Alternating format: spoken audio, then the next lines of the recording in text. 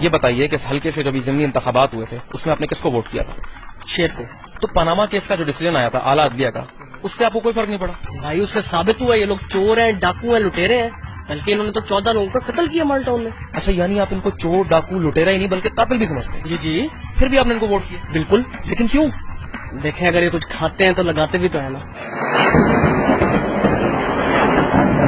یہ سننا تھا کہ آسمان ہمارے سروں پر گر پڑا، زمین ہمارے پیروں تلے کھسکنے لگی، فنڈ سے محروم NA 120 کے در و دیوار لرزنے لگے، سیوریج کا ٹھاٹھے مارتا ہوا سمندر بھی بے قرار ہو گیا۔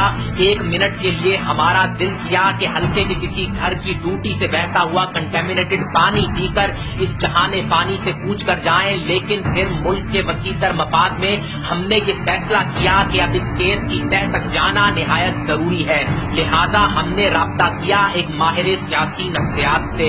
ڈاکٹر صاحب میرے تو سر میں درد ہو رہا ہے، مجھے سمجھ نہیں آ رہی، ایک ووٹر ہے جو ایک پارٹی کو کرپٹ سمجھتا ہے لیکن پھر بھی اس کو ووٹ دیتا ہے۔ دیکھیں پاکستانی ووٹر کی جو سیاسی نفسیات ہے نا بہت کمپلیکیٹڈ ہے۔ میں نے یورپ کے 10-15 ملکوں میں کام کیا ہے، کوئی ہیلتھ کے لیے ووٹ دیتا ہے، کوئی تعلیم کے لیے ووٹ دیتا ہے، اس قوم کی مجھے سمجھ نہیں آئی یہ کس کے لیے ووٹ دیتی ہے۔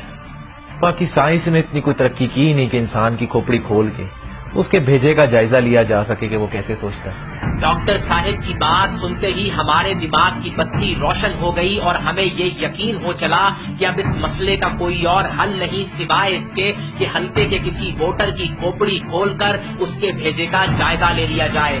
سریام کی ٹیم اس بات سے بھی بخوبی واقف تھی کہ کوئی بھی ذی شعور انسان اس چیز کے لیے ہرگز تیار نہیں ہوگا، لیکن پھر ہم نے سوچا کہ شعور کی آتما تو ویسے ہی اس حلقے سے اٹھ چکی ہے، لہذا کوشش کرنے میں کوئی حرج نہیں ہے۔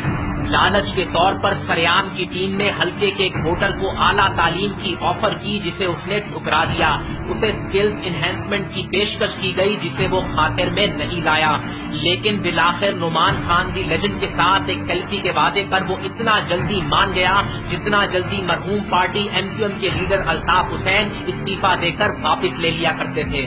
سریام کی ٹیم نے آپریشن شروع کیا تو آغاز سے ہی دشواریوں کا سامنا کرنا پڑا۔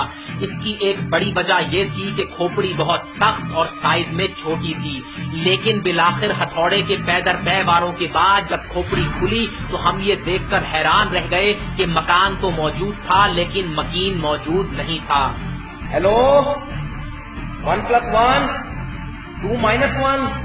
متعدد بار بھیجے کو آواز دینے کے باوجود جب اندر سے کوئی جواب موصول نہیں ہوا تو مجبوراً سریام کی ٹیم نے اندر ہاتھ ڈالنے کا فیصلہ کیا، لیکن پھر جو چیز باہر آئی اسے دیکھ کر ہماری آنکھیں دنگ رہ گئیں۔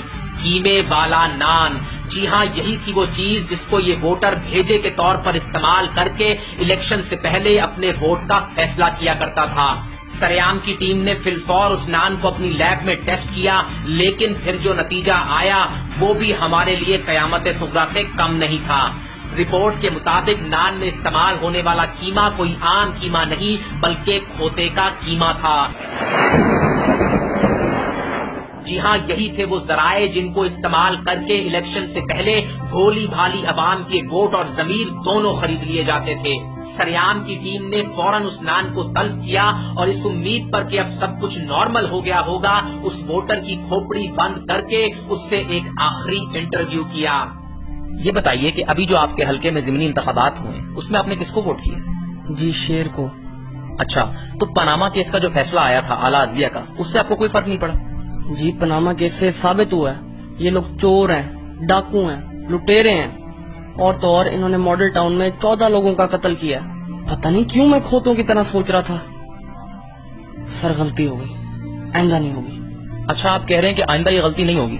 بالکل نہیں۔ اچھا تو آئندہ پھر آپ کس کو ووٹ دیں گے؟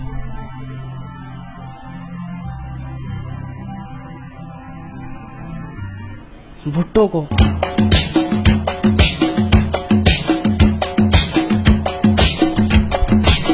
ناظرین آج کے پروگرام سے سریام کی ٹیم یہ نتیجہ اخذ کرتی ہے کہ کھوپڑی میں قیمے والے نان کا نہ ہونا کافی نہیں، کھوپڑی میں بھیجا ہونا بھی ضروری ہے۔